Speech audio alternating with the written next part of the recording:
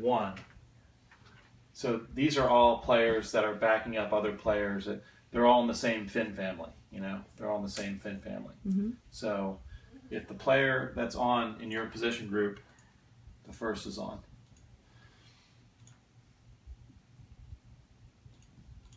Don't see the middle? Don't see an open player cutting? You're out. Mm-hmm. Next player in. You become the next player back. Mm-hmm.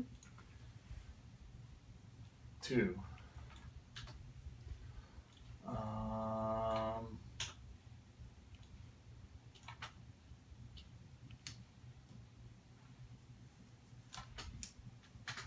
Don't take an open drive, so that means the ball's moved to you, and you're not ready to go. Space. Yeah, you didn't take it.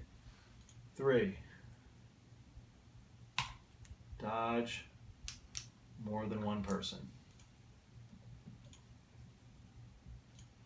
So that's the most annoying crap, is when you have man up and then the girl with the ball dodges 3 people. Mm-hmm. You're like, you are dodging 3 people and we are man up.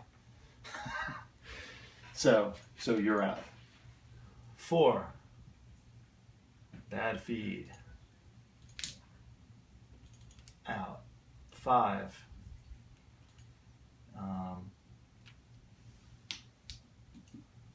Good shot. Bad shot. Any shot.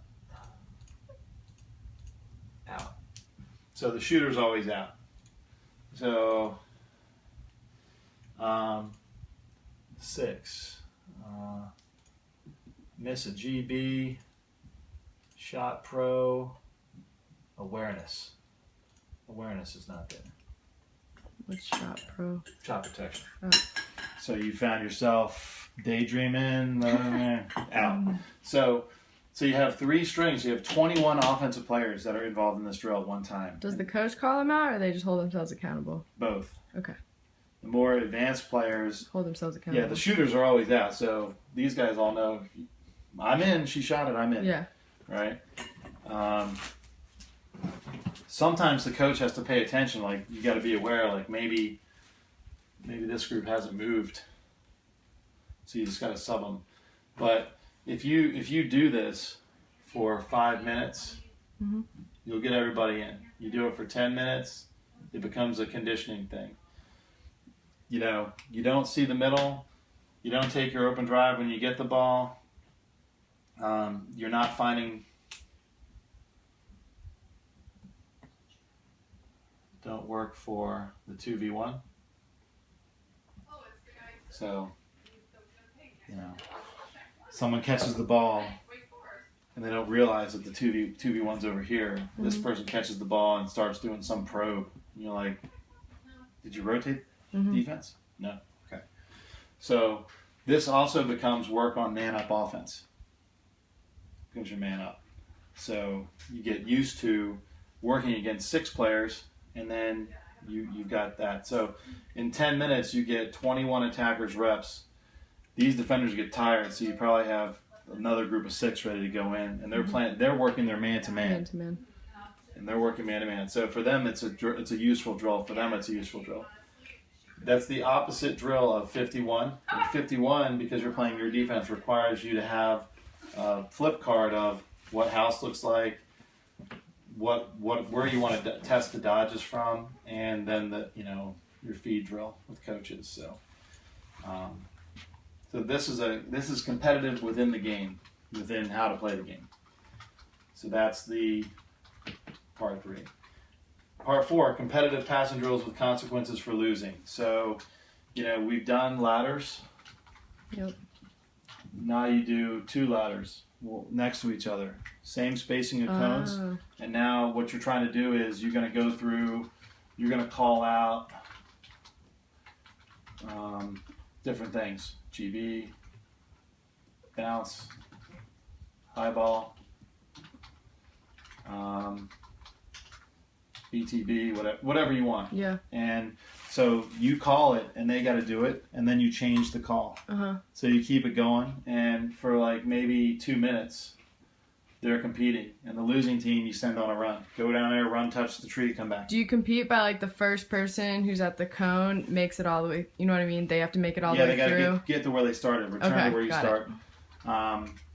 And so you have like a counter. Like, so you have like, Ellen, we're going to count how many times you get past this cone. Okay. In the next 2 minutes. All right.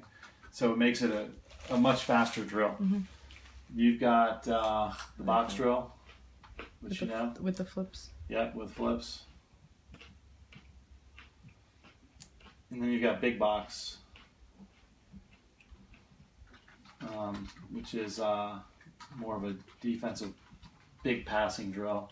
That and the leading passes. Yeah. Okay. So here's where this gets interesting. You take if there's a drop in the drill.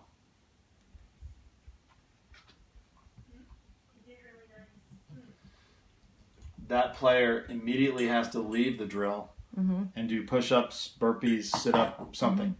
So if there's a drop within the drill, and what that does is it halts the drill while they do their 5 burpees or 5 push-ups or whatever. Just for them, though. Just for them. Okay. Right. But the drill can't end until they get back to where they started. Mm-hmm. So they're kind of stuck. And we also had agility ladder. Mm-hmm. And what we had them do was we had them do hand walks. Do what? Hand walks, where like a bear crawl. Oh yeah, like up and then back. They'd have to run to the middle of the field where the ladder was, do a bear walk through the ladder, and run back to where they came from. Do you need those anymore? What? The ladders for JU? Do we need them? Can we borrow them for Maniax? Don't know. Or is that not allowed? You can order some. Or you can just have them do, the easy thing is sprint to the middle, 5 push-ups, sprint back up. You know, and it's easy because in the big box drill, there's the middle. You know, in the small box drill, the middle's in there. So, and you have 2 teams going against each other. The other thing you can do is you can do, but anyway, you make them competitive. So you got ladders, big box, small box. You still have the chaos drill, which is fun, but it's not as much of a competitive thing. Although, what you can do with that drill, with the chaos passing drill, is you can have a ball spinning around the outside, and you can count how many rotations. Times it goes around. Right. So the first team to get around to 5 then is going to go the other direction and get the ball back around 5 times. So 10 total times. And what you do is the losing team has a consequence, and the whole team has a consequence for every ball dropped. So you add like focus points. Like, okay, we had this group won, but they had 5 balls dropped. You got 5 burpees, 5 push-ups, 5 whatever. This group lost. You had 7 balls dropped. You have to run down there, come back, and do the burpees. And they're like, ugh. You know. But what this is these are 2 minutes of exercise. Competitive exercise, and then there's physical things at the end. So they're conditioning. They get into really good shape, and they learn that losing stinks. Like, I want to win. Like, how do I win?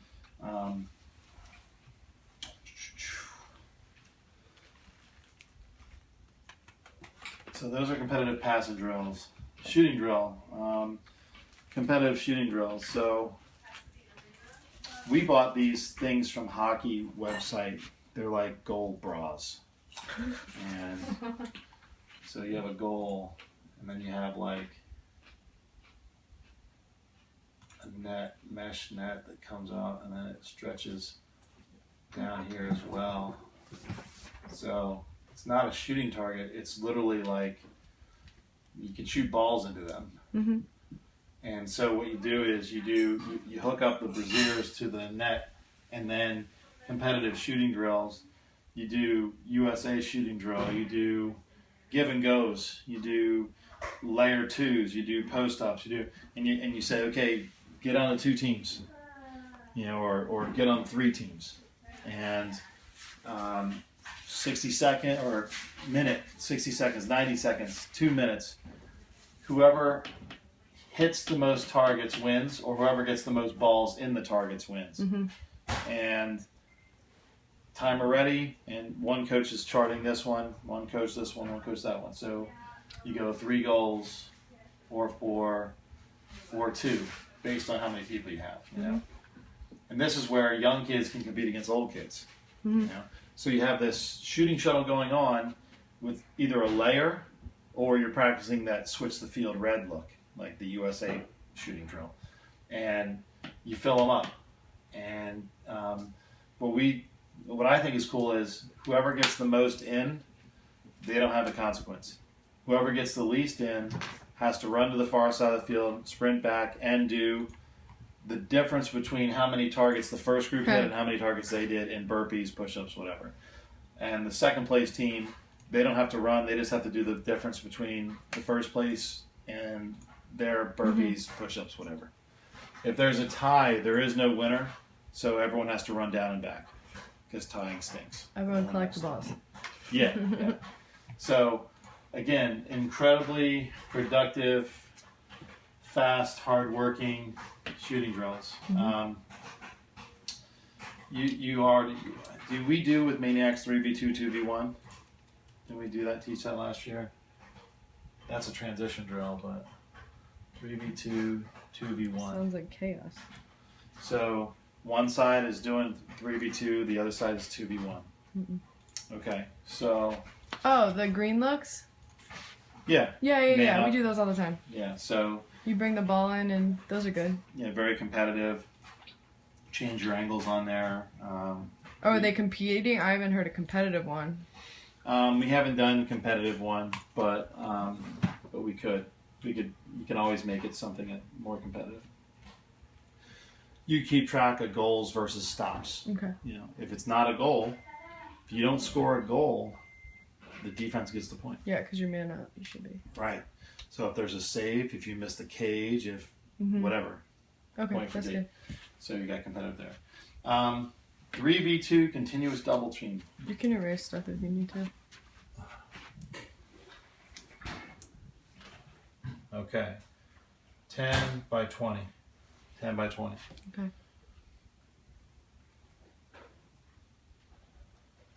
4 of them. Okay. Sideline here. Sideline here. This is every box has a 3v2. But each box has a different orientation. So here's the end line one way and the end line the other. So the ball starts here. You can also do, this is 3v2, but you can also do 2v1. So you can work on doubles. So what happens is there's one player without the ball in here, and there's 3 defenders. So when this ball comes up, this defender's going to squeeze, and you're either going to work a double team here while this defender locks off this player, or you're going to lead to the sideline and trap. So you're using sideline or double. Same thing over here, so now the sideline's over here. So what happens is everyone rotates to each one of these grids. So they're facing different directions and have to deal with where their side. They have to think, where's my sideline? You know, how do I make this work for me? We did a lot of 2v1 so we could practice our double teams and how to use that in a trap situation. But if you add a third player, it means one player has to take the open attacker and most dangerous man. Most dangerous man. Yeah, so it's 2v1. High school kids have trouble with that, so they're like concerned with where the ball is, but if there's 2 people on ball, it's not your responsibility. Right. So, and each group may have 10 players. So you have 10 players here, you have 10 there, 10. So you have 40 players in the same area. So you can do, and then, so this 3v2 group, next group, you know. So there's really no whistle. There's a whistle that starts it, and then there's a coach at each grid that's coaching it up. Okay. You know, the attackers are working on stick protection and footwork and trying not to be trapped, and the defenders have their thing to work on. So extremely competitive. You know, if there's something, you know, if you could start off with, you know, hey, if you don't force weak initially, then you got 5 push-ups when you come out. You know, so you're working on all these different things. If you don't deny the most dangerous man pass in the 3v2, then you got to come out. So really great intense drill and can bring a lot of players together at one time. Mm-hmm. Free position wars. Oh yeah, so free position wars. So what we noticed was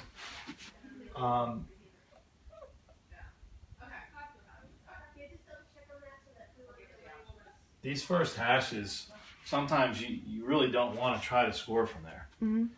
You only want to try to score if you have an open hash to your inside. Okay, so if I have an open hash, then the term open is used when I have a free position here. All right? If I have a closed hash, what I want to do is I want to drive the cage. I want to find a player that's open, and we want to immediately attack the backside of the play.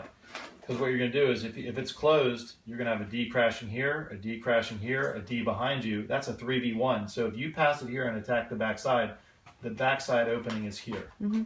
So you want the defense to try to close you out and try to play this free position, but you're only playing it in your mind. You're driving to dump. You're trying to bring them all in. Plus you get the goalie's attention. So if you dump it back and re-attack, the goalie's got to change. That's always a stressful event for them.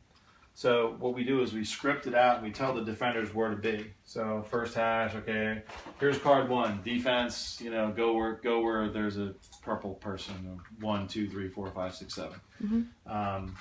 And then you try different hashes. So each practice you may have a couple different hashes that you're going to work on in free position war. The offense gets a point if they score off of the free position naturally, or if they get it to the backside and attack and find an open player. Mm-hmm. So they get a point for either one. Defense gets a point for a stop. So save. It's an attack versus defense war? Mm-hmm. Okay. So free position war, attack versus D, split your middies up. And do you set up the situation each time? Yes. So you go with a manila folder. You have write out 4 different free positions that are common in the zone. Okay. Like these first hash free positions are common in the zone. Okay. So you want to rep the crap out of them so our defense is familiar with how to play them and our offense is familiar with how to play against them. Because these free positions are more like just, at the end of practice, let's practice free positions from here, right? They're easier to do. Mm-hmm. The other free positions you can script bracketed free positions. So you got attacker versus D and D, So they bracket each other, and then it's a competition. Divide them up onto 2 teams. White versus green, attack versus defense, and tweet. All right, next group. Tweet. All right, next group. All right, offense is ahead 3-2. Defense is So scripted free position wars are you go with a card and you show them where to line up, and here's card 1 for the first 4. This is where we're lining up, and then flip it upside down. Now other side, line up this way. Mm-hmm. Next free position. Next 4, line up like this. Flip it, line up like that. So that's 16 free positions that you go over. And, so it'll take you probably 10 minutes to go over 16. But you're repping, you're hoping they get the familiarity. Yeah, that one right play. there, would you set up someone to shoot, an attacker low, and then an attacker on the back side, and then 3 defenders around the shooter? Or how do you... However you want. You can put a 3v3 in there? Is that what you're saying? Oh, it's 7-on-7. Oh, it's okay, perfect. So you got 14 on a field. Okay. You can even have 2 teams. You can have 14 on one field. You can have 14 waiting to go in with the same card. Okay. And if they're smart, they're going to watch the first group and be like, okay, next team, 7-on-7, go. So. Okay. Yeah, so that's free position wars. And the term we used is open or closed. So if this player is closed, defenders around her, then she's got to make it seem like she's going to score, but then she's going to look here. She's not going to step back. She's not going to fart around. She's going to drive. Because the worst thing she could do is just step back, because then she's in a triple team.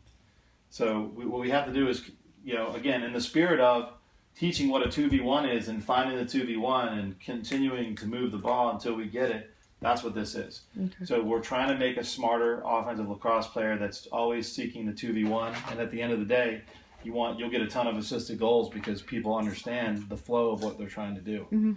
So you train a better offensive lacrosse player, train a better defensive lacrosse player, smarter. Lax IQ is huge at summer tournaments. Mm-hmm. So All right, does that make sense? Yes. So there's 7. There's probably more on the Google Calendar that I'll share with you. Yeah, can you send me that when stuff I get home? tonight? Yeah, and you can review some of the practices.